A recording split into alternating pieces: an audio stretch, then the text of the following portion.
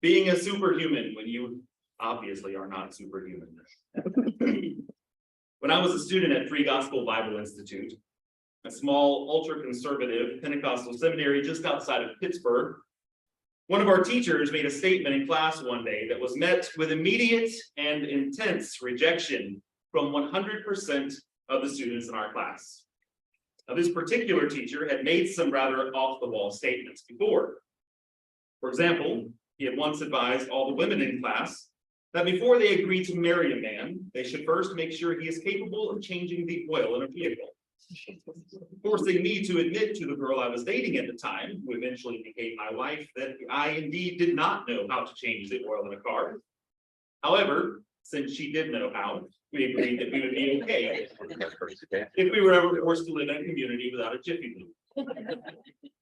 On another occasion, he advised all the future ministers in the class that we should invest in a typewriter, a statement that would have made sense if he had said it to the class of 81 or even 91, but not so much to the class of 2001. He went on to explain that a computer might be a more practical option, but he believed they were sinful and none of us should own one. A statement that was made all the more awkward to me as I sat on the front row of class typing my notes on my laptop. But none of his statements was ever met with such backlash as the day he said to a class of Pentecostal preachers in training that we should never repeat our sermons. A sermon, he insisted, is the message of the hour. It is given to you by God for a specific time and people. You should never attempt to reuse it. Sensing our resistance, he attempted to justify his comments with a metaphor. My wife cooked spaghetti last night, and it was wonderful, he said. But if she gives me that same spaghetti again tonight, it won't be the same. While most of us sat back and absorbed this irrelevant metaphor, one student timidly raised his hand and after being acknowledged by the teacher, responded, but last night wasn't the first time your wife cooked spaghetti, right? And she'll probably cook spaghetti again another day, and you'll eat it, right? As our teacher stood silently, as if he never anticipated that anyone would challenge this really bad analogy, another student chimed in. And what if your wife is cooking for another family who's never had her spaghetti? Why would there be a problem with her preparing the same recipe for them that she prepared for you? Realizing, but unwilling to admit the failure of his argument, our teacher changed the subject and moved on. All the preachers in training left the classroom that day firm believers in reusing our sermons, a practice that I believed in strongly, both during my time as a Pentecostal minister and since beginning my path to becoming a Unitarian Universalist minister. But my teacher's failed metaphor was not lost on me. Though I disagree with this premise entirely, I think it could hold some merit if it were modified somewhat. For example, if his wife had attempted a new recipe for spaghetti and after serving it to her family, she realized that no one took more than one bite before politely pretending they were full, then upon sampling it herself, she realized this was the worst spaghetti she had ever tasted, I would agree that she should never attempt to reuse that particular recipe for spaghetti again. Likewise, over the years, I've preached a few sermons that I've categorized as bad spaghetti recipes and placed them in my never preach again file. In fact, after becoming a Unitarian Universalist minister, every sermon I ever preached when I was a Pentecostal has now been placed there. But my never preach again file is not only filled with Pentecostal sermons. Few sermons written after becoming a Unitarian Universalist have also made their way into the file. Sadly for you all, I usually make that determination after preaching a sermon for this congregation, because since I preach here every month, I don't have any more repeats for you. There is, however, one sermon that I wrote after becoming a Unitarian Universalist that I had already placed in the Never Preach Again file before I came to know you all, and that I had planned to keep there forever. Then last month, during Afterthoughts, I referenced this sermon that I preached years ago to my home congregation in Savannah. A sermon I never intended to use again because it didn't go over very well. But after Afterthoughts, it remained on my mind. And so I decided to give it another shot. In doing so, however, I found myself significantly altering the recipe, So what I'm serving today, although similar in theme, is not exactly the same as the foul spaghetti I served a congregation years ago. My previously referenced sermon was entitled, "You Aren't Sick, Bill Withers is Superhuman." A title that only makes sense when you know the backstory behind it. When I was 17 years old, during the early part of my junior year of high school, I decided I wanted to be an English teacher. I had toyed with the idea of a career in education, but I had previously never wanted to teach English. But my 11th grade American literature teacher inspired me. When most teachers speak of the teacher who inspired them to pursue a career in education, they talk about that one great teacher. My experience was the opposite. Sitting in my 11th grade class, studying some colonial literature that I don't recall, I distinctly remember thinking, I could do this so much better than her. So after one more year of high school and then a 10-year detour in life in which I became a Pentecostal preacher, I enrolled at the College of Charleston as an English major with a minor in education, all the while thinking of the lessons I endured in American literature and how I would do it so much better. And I did. I love teaching. Even in my current position in which I work primarily with teachers rather than students, I still make it a point to spend time in the classroom and as often as possible to work directly with students. I absolutely loved my time in the classroom. In fact, I will confess to you all something I rarely admit, secrets that I have kept mostly to myself. For many years on my way to work, when I was all alone in the car, I would psych myself up for the day by playing the song Circus Freak by Britney Spears, singing along and changing the words just slightly. I'm like a ringleader, I call the shots. I'm like a firecracker, I make it hot when I teach a class. I feel the adrenaline running through my veins, spotlight on me, and I'm ready to break. I'm like a performer, the classroom is my stage. Better be ready, hope you just feel the same. All eyes on me in the center of the ring, just like a circus freak. It was my goal every day to try to take this crazy energy with me, this sort of Pentecostal zeal from my previous life into the classroom.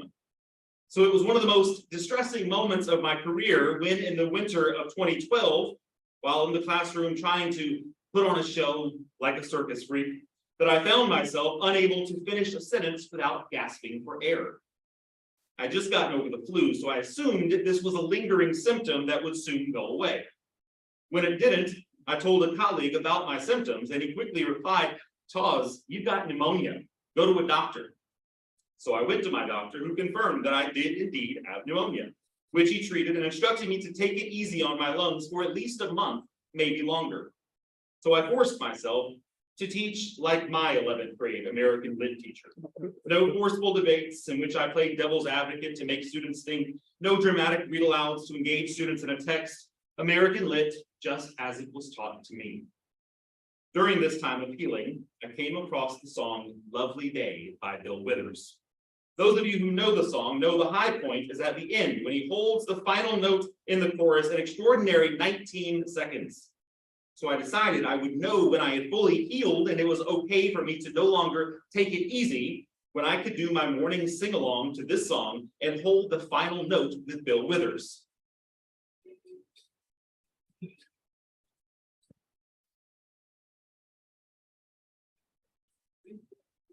Wait for it.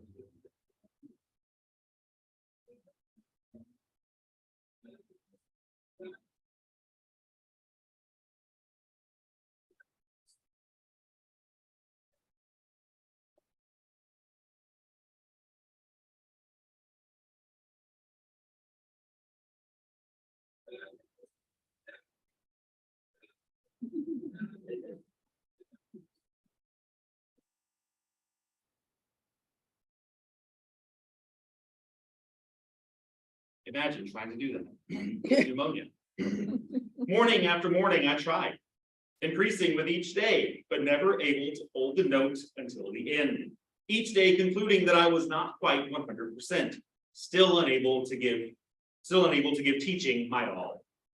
Finally, after about a month and a half, I found myself reading a text to my students, and as I began to really feel the text without realizing it, I allowed myself to put the feeling and emotion that the text deserved into the reading. Found myself acting out the text and being the teacher I told myself back in 11th grade that I would be. wasn't until the end of the day that I realized that I'd forgotten to take it easy. So I concluded that despite my inability to hold that magnificent note with Bill Withers, I was okay. Bill Withers was superhuman. Yes. My lungs were back to normal, able to do all the respiratory things that lungs could do. In fact, I think my lungs were actually craving a little exercise and tired of easy breathing and low volume. I was fine. I had simply given myself an impossible task and thereby set myself up for failure. Since then, whenever I find myself stressed out and beating myself up because I've set a standard for myself that I can't obtain, I stop to reassess the situation. Sometimes I come up with something I hadn't tried, and I find another way to meet my goal. But there are other times, many times, that I realize there's nothing I'm doing wrong. There's nothing I should try that I'm not already trying. It is then that I tell myself, I may never be able to hold this note, and that's okay. I'm okay. Bill Withers is superhuman. That is the illustration from my sermon several years ago that went over almost as badly as my teacher's spaghetti metaphor. Nevertheless, I feel compelled to try it again because I think it is a message we need to hear. There is nothing wrong with you. You're just not superhuman. As Unitarian Universalists, our second principle affirms our belief in justice, equity, and compassion in human relations. Our sixth principle calls us to a goal of a world community with peace, liberty, and justice for all. The eighth principle challenges us to actively work to dismantle racism, both in ourselves and within the institutions we're a part of.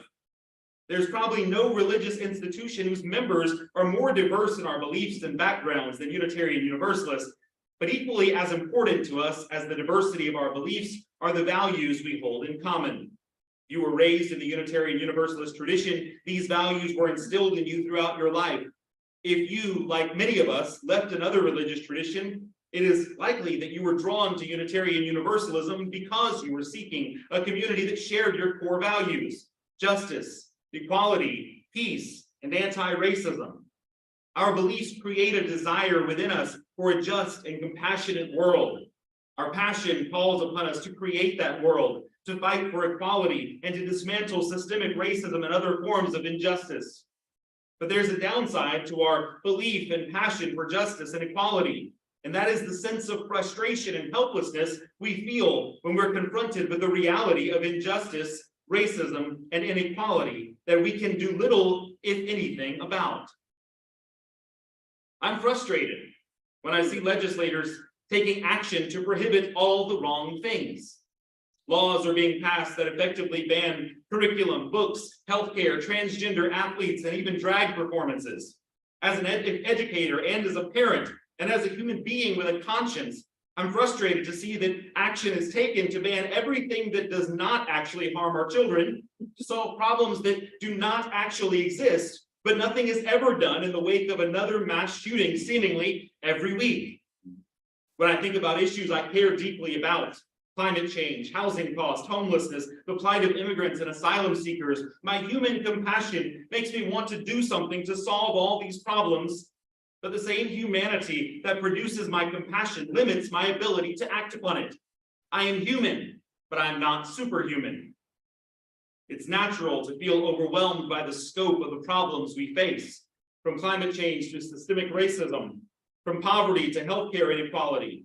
It can be tempting to feel that our individual actions are inconsequential, that we cannot make a difference, or that we're not doing enough. If you feel that way sometimes, I can assure you, you are not alone. Although often falsely attributed to Helen Keller, it was a Unitarian minister, Reverend Edward Everett Hale, who famously said, "I am only one, but I am one. I can't do everything, but I can do something. The something I ought to do, I can do, and by the grace of God, I will." I've heard this quote for years, long before I knew it was attributed to a Unitarian minister, but each time I heard it, the emphasis was always upon the latter part of each phrase. I am one. I can do something. But before I can focus on the fact that I am one and I can do something, before I can focus on what I can do and therefore ought to do, I have to focus on the first part first. I am but one. I cannot do everything. Maybe that should be the first thing a Unitarian Universalist says in the morning and the last thing we say at night. I am but one. I cannot do everything. It probably won't stop us from trying to do everything we can to right all the wrongs in the world, but just maybe it'll keep us from driving ourselves crazy when the world's problems still exist at the end of the day. Reverend Reinhold Niebuhr was a theologian whose work has been noted to have influenced the thinking of Barack Obama, Hillary Clinton, Jimmy Carter, and most notably, Dr. Martin Luther King Jr., who quoted Reverend Niebuhr in his letter from Birmingham jail. Although esteemed by politicians and activists today, he was not always as highly regarded. Reverend Niebuhr was a staunch pacifist who during World War I was criticized when he served as executive secretary of the War Welfare Commission. He broke from fellow progressives when he didn't challenge World War II and the anti-communism efforts that followed. He was leader of the Socialist Party of America, but he did not lend support to die-hard Marxists. He seems to be a man of contradiction or loosely held convictions, but his motivations are best understood through a prayer he wrote while preaching at a church in Heath, Massachusetts in the early 1930s. God grant me the serenity to accept the things I cannot change, courage to change the things I can, and wisdom to know the difference. While Niebuhr was not fighting some of the battles his contemporaries chose to fight, he was working to build the first unions, founding the Fellowship of Socialist Christians and the Union for Democratic Action, taking on a culture of xenophobia, racism, and bigotry against Catholics and Jews, and fighting the rise of the Ku Klux Klan in Detroit. I think it's quite likely that what Reverend Niebuhr's critics considered to be a lack of conviction was actually the wisdom that came from knowing that he was but one and he could not do everything. Note that in Niebuhr's famous prayer, he said, "Grant me the serenity to accept the things I cannot change." If I were in Reverend Niebuhr's position, doing the work he was doing while being criticized for all the things he was not doing, my inclination would have been to tell my critics to stay in their lane and stop swerving into mine. My prayer might have been, God, remind my critics that I'm doing what I can. Lord, tell them to worry about themselves. But the prayer that has come to be known as the Serenity Prayer is not focused on my critics, but on myself.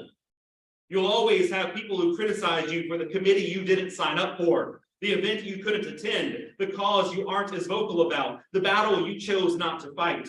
But your greatest critic isn't a person or group of persons who is dissatisfied with your level of commitment. Your greatest critic, and the only one with the power to steal your serenity, is you. It is our own sense of personal duty and responsibility for justice, the very thing that propels us to do good in this world, that can also trouble us to the point that we can do no good for the world. The Serenity Prayer is one we've probably heard all of our lives. I first learned it by reading it on a plaque in my grandmother's spare bedroom. The words of this prayer have become so familiar that they can eventually begin to sound trite, take on a tone of resignation and defeat. Or they can empower us to stop trying to sing the note we were never intended to sing, and instead focus on doing the things we can do. You may have noticed that today's message has a different title than the original title, You're Not Sick, Bill Withers is Superhuman. As I reassessed the sermon I had previously banished from my repertoire, I thought maybe the illustration failed to resonate because I focused too much on Bill Withers' superhuman singing ability, when the point I should have been making is that we are not superhuman. None of us. That even includes the great Bill Withers. Maybe the flaw was the title. Bill Withers was not, in fact, superhuman. He was just a really amazing singer who could hold a note for 19 fabulous seconds. I do not possess musical skills and talent, as you just saw. But I do have other skills and talents, and those are the things I should and will do. Although I am but one and cannot do everything, I am part of a community of like-minded individuals, and together we can do amazing things. Maya Angelou wrote, "If you don't like something, change it. If you can't change it, change your attitude." We are not superhuman, but we can still be superhumans. Amen, and may it be so.